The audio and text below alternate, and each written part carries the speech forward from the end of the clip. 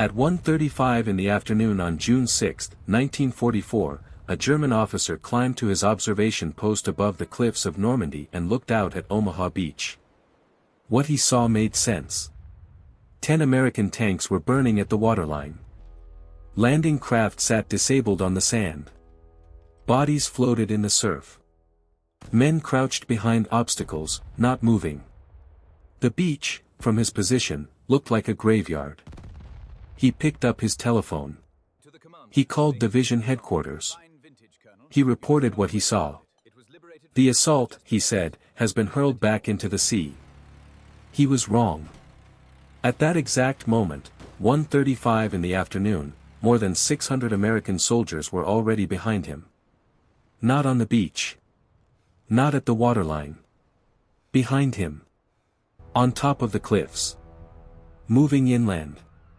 They had been climbing for hours, in groups of 2 and 5 and 10, without orders, without a plan, without officers telling them what to do next. The officer didn't know. And they could not understand why the American infantry kept moving up that beach. This is the story of why. His phone log shows it. The gap between what the Germans saw and what was actually happening on that beach on June 6, 1944, is one of the most extraordinary failures of military understanding in the history of modern warfare. Not a failure of courage. Not a failure of firepower. A failure of understanding. Let me tell you what Omaha Beach looked like from above. The beach itself was shaped like a crescent, for miles wide, curving inward like a bowl. At the back of the beach, bluffs rose between 30 and 50 meters. Almost vertical in places. And along those bluffs, the Germans had built 15 strongpoints, Widerstandsnester, resistance nests, each one containing anti-tank guns, machine guns, mortars, and infantry positions connected by trenches. Every square meter of that beach was pre-sighted. Artillery crews had already calculated the exact range to every spot where a landing craft could touch the sand. At WN 59, the westernmost observation post with a clear view of almost the entire beach, stood Major Werner Pluskat. He was the forward artillery observer for the 352nd Division, the man whose job was to watch the water and call the coordinates when the enemy arrived. On the night of June 5, Pluskat had been at a party at divisional headquarters. He had drunk. He had gone to bed late. When the first reports of paratroopers came in, he drove to his post in the dark, climbed to his observation platform, and put his binoculars to his eyes. What he saw stopped him cold. The channel was full of ships. Not a patrol. Not a convoy. An armada.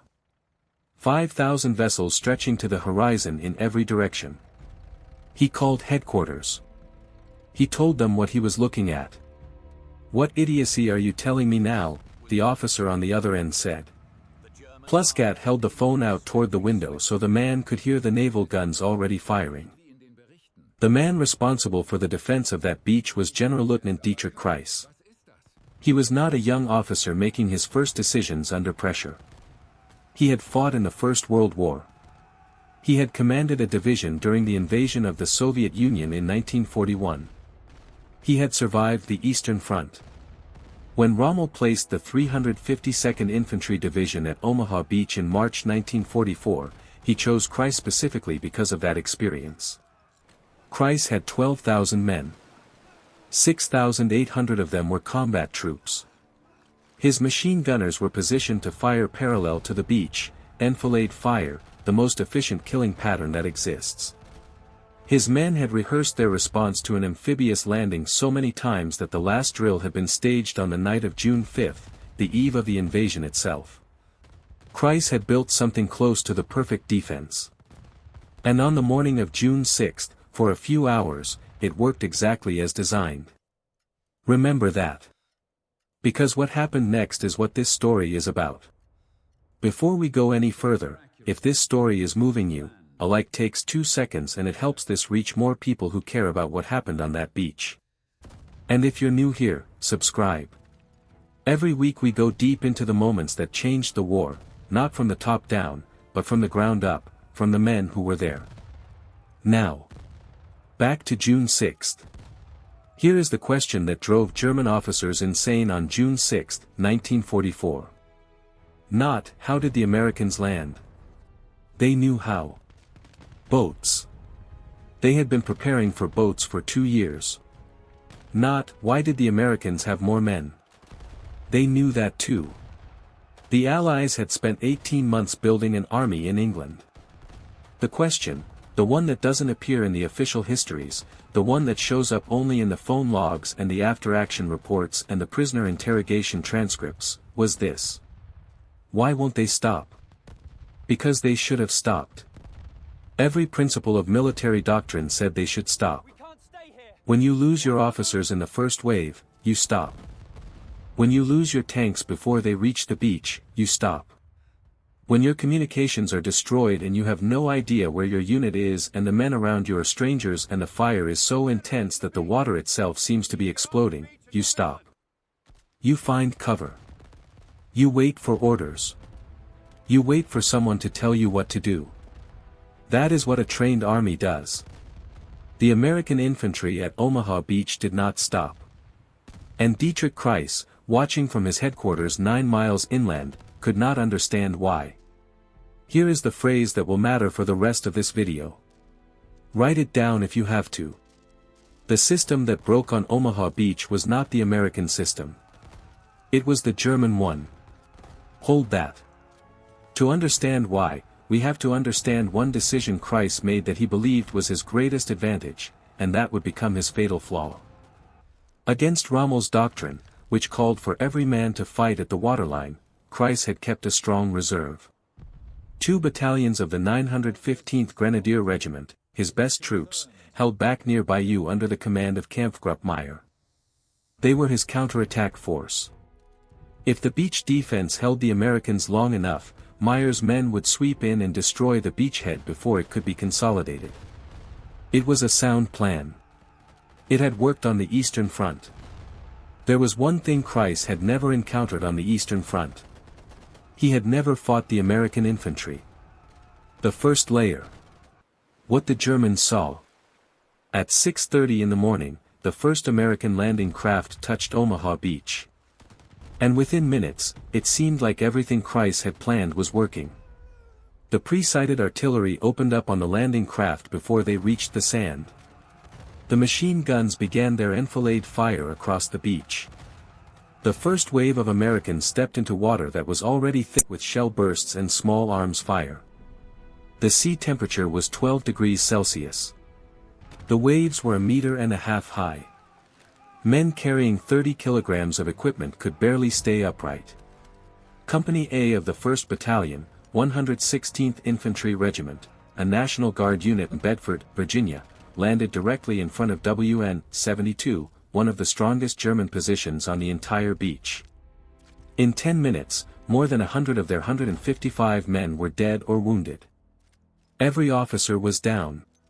The few men who survived settled behind the narrow shingle ridge at the high tide mark, a crest of gravel and sand that rose perhaps 1 meter above the beach, and pressed themselves flat against it. From the German observation posts above, it looked like annihilation. It looked like exactly what Kraiss had planned. Here is the number that changes everything. That was 6:40 in the morning. The battle would continue for 17 more hours. The second layer. What the Germans didn't see.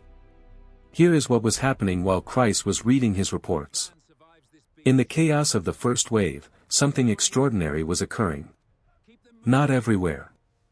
Not all at once. But in small pockets, in places the German observers couldn't see clearly, something was breaking loose. At Dog White Sector, a group of men from Company C, 116th Infantry, a unit that had landed in the wrong place, found themselves on a quieter stretch of beach. They had landed by accident away from the strongpoints, in a gap between German defensive positions. The smoke from grass fires on the bluffs above drifted down and gave them cover. Without orders from anyone, without a plan, without radio contact with their command, they moved. They crossed the beach. They reached the seawall. They were alive. They didn't know why they were alive. They didn't know the German defensive plan. They didn't know they had found a gap. They just kept moving because the alternative was dying in place. That is the second layer. The Americans were finding the gaps not through intelligence or planning, but through the accumulation of individual decisions made by men who refused to stop. The third layer. The moment that revealed the system. At 7:50 in the morning, Brigadier General Norman Coda came ashore at Dog White. He was 50 years old. He was the assistant division commander of the 29th Infantry Division, one of the most senior officers to land in the first hours of D-Day. And what he found when he stepped onto Omaha Beach was a scene that should have ended the invasion. Men were crouched behind the shingle. Hundreds of them. Paralyzed. Not cowards, men who had watched their officers die in the first minutes, who had no communications, no plan, no one telling them what to do.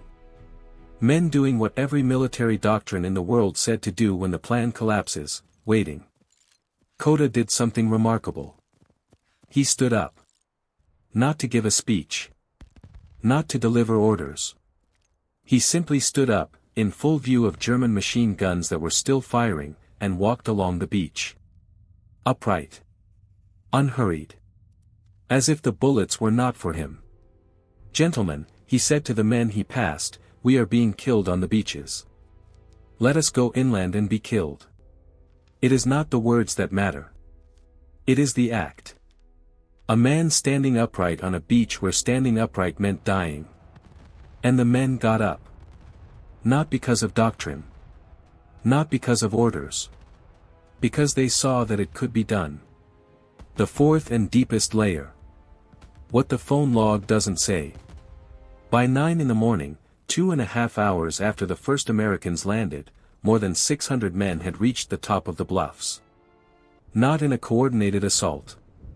Not following a plan. In groups of 2 and 5 and 12, each group moving independently, each group finding its own path up the cliffs, each group making its own decision to go. No German officer had ordered an American soldier to climb those bluffs.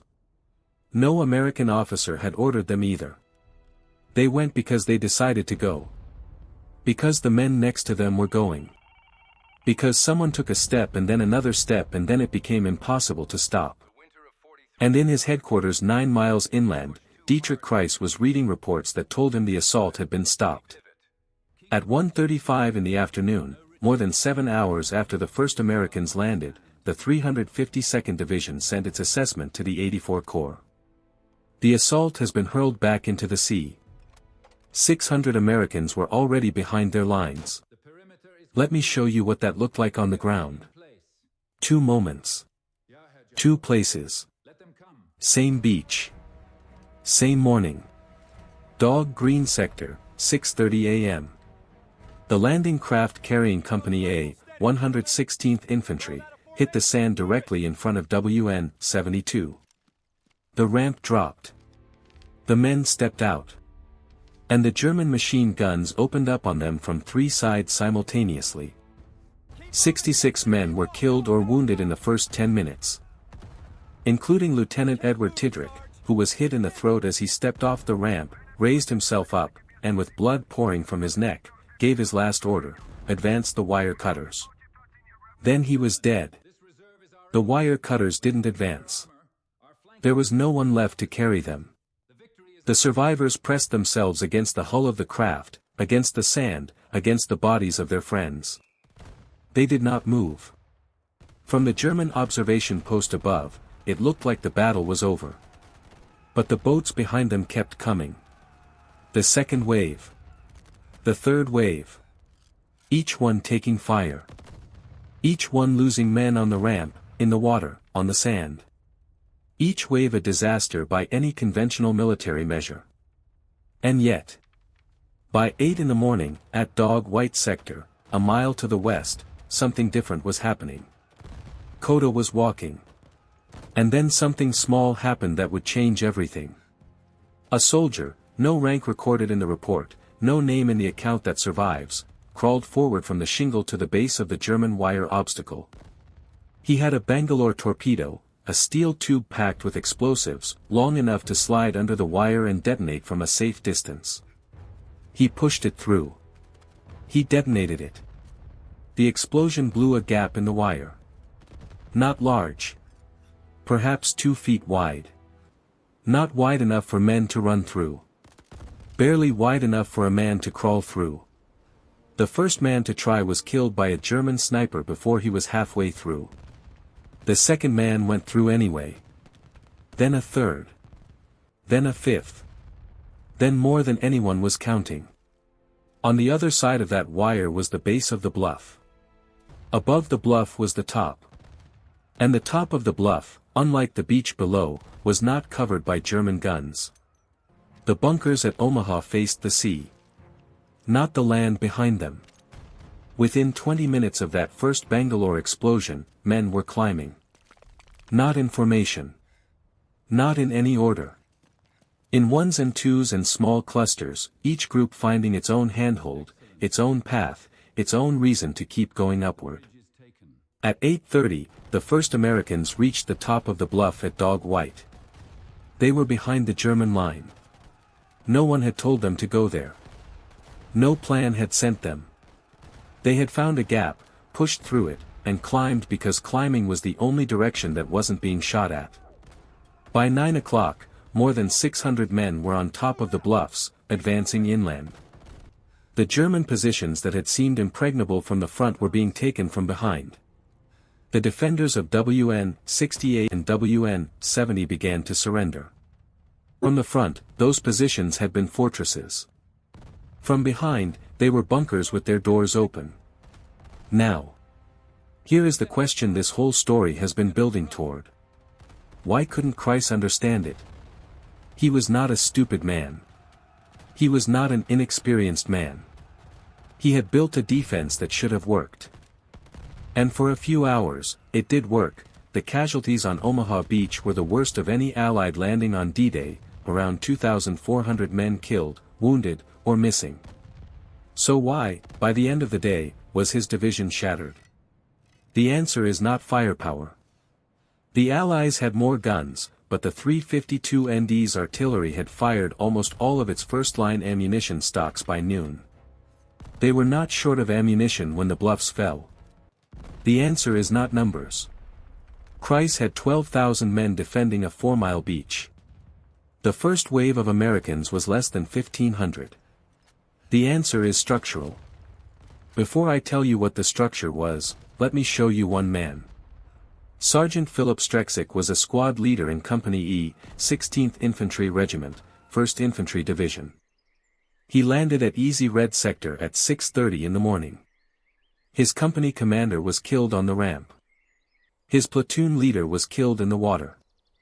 By the time Streczyk reached the sand, he was the senior man alive in his immediate group. No one told him what to do next. There was no one left to tell him. Streczyk looked at the beach. He looked at the wire. He looked at the bluff. And then he did something that no military manual prescribed, because no military manual had anticipated a situation this broken. He moved. He led his group, whatever men were still standing near him, from whatever units they belonged to, across the exposed beach, through the wire, and up the bluff at Easy Red. His Silver Star citation describes him as having displayed outstanding leadership and courage, and having reorganized men from several different units to break through the German line. Reorganized men from several different units. Think about what that means. Streczyk was leading men he had never met, from units he had never served in a situation no one had planned for, toward an objective no one had briefed him on. He did it because it needed to be done. Because he was there. Because there was no one else. Now. Here is the structural answer.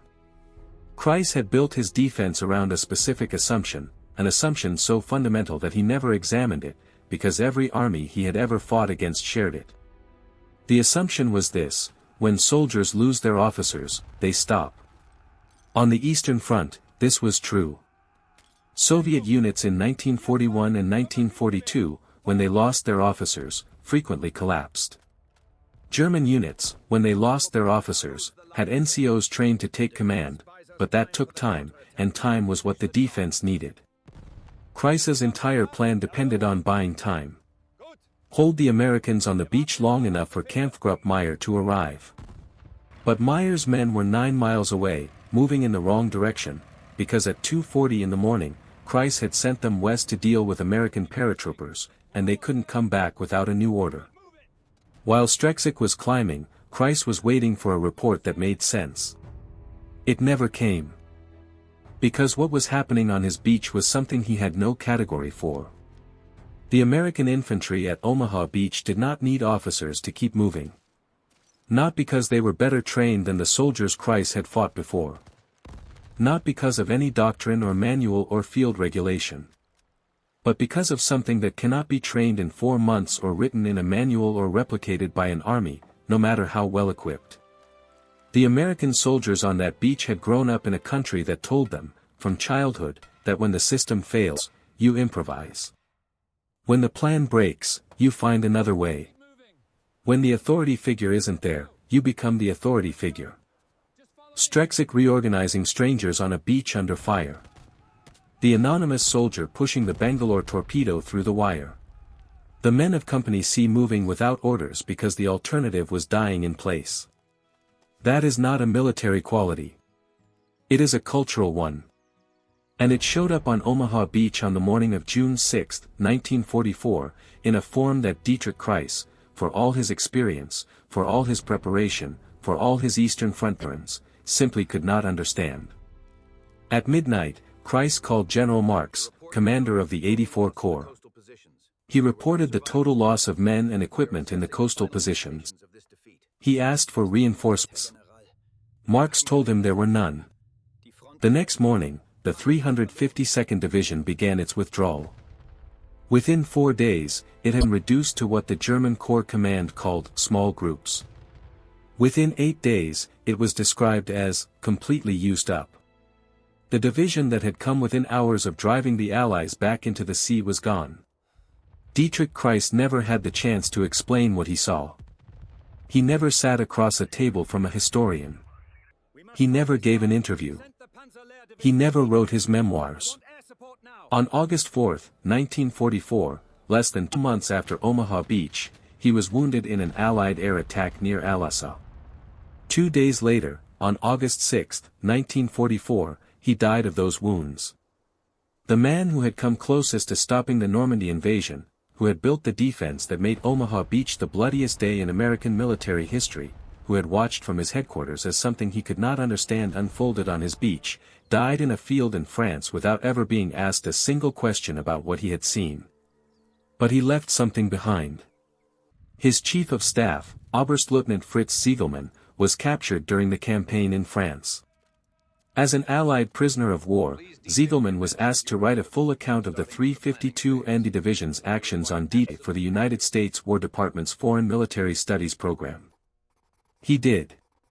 In that document, written by a man who had sat next to Kraiss all day on June 6, reading the same phone logs, watching the same maps, processing the same impossible reports, there is no triumphant general explaining how close they came to victory. There is instead the quiet bewilderment of a professional soldier trying to explain, in retrospect, something that he still did not fully understand. How had they held the beach for hours? Yes. How had 600 men already been behind their lines when they thought they were winning? He could not answer that. How had individual American soldiers, without officers, without communications, without a plan, how had they kept moving when every principle of military doctrine said they should stop? Ziegelmann wrote the document. He provided the facts. The timeline. The casualty figures. The orders given and orders received. What he could not provide was the answer to that question. Because the answer was not in any manual he had ever read. Not in any doctrine. Not in any order of battle. The answer was in the men themselves. The American system at Omaha failed from the very first minute. The tanks sank. The bombers missed. The landing craft landed in the wrong sectors. The officers died. The communications died. The plan died. And the men kept moving. Not because the system told them to. Because the system was gone and they moved anyway. The German defense at Omaha was magnificent when everything went right. Perfect fields of fire. Pre-sighted artillery. Veterans who knew exactly what to do. Every piece in the right place. And then the pieces stopped fitting together, and when a system built on top-down control begins to fail, it fails all at once, because every piece depends on every other piece. There is a word for what the American infantry had on that beach. It is not courage, though they had that too. It is not training, though they had that too. The word is agency. The belief, built into them by everything they had ever been and everywhere they had ever come from, that when no one tells you what to do, you decide for yourself. Dietrich Kraiss built a defense against an army that waited for orders. He faced an army that didn't. The 352nd Infantry Division, the unit that came closer than any other German force to stopping the Normandy invasion on the first day, was dissolved in late July 1944. Its survivors were absorbed into other units. By August, it no longer existed as a fighting force. 34,000 American soldiers had landed at Omaha Beach by the end of June 6, 1944. 2,400 of them were casualties. But they were there. On the beach. In the bluffs. Moving inland. The Atlantic Wall, which Hitler had called impregnable, had been breached in a single morning, not by superior firepower, not by superior planning, not by the genius of any general. By infantry. Moving up a beach. One step at a time. If this story meant something to you, if you felt something watching those men climb those bluffs, a like costs you nothing and it means everything to this channel. It tells the algorithm that this story is worth sharing. And it is. Subscribe if you haven't already. Hit the bell so you don't miss what comes next. And now I want to hear from you. Where are you watching from today? And if someone in your family served, in any war, in any branch, in any country, tell me about them in the comments. Their name. Where they served. What they did. Those names deserve to be spoken. This channel exists because of stories like theirs. We'll see you in the next one.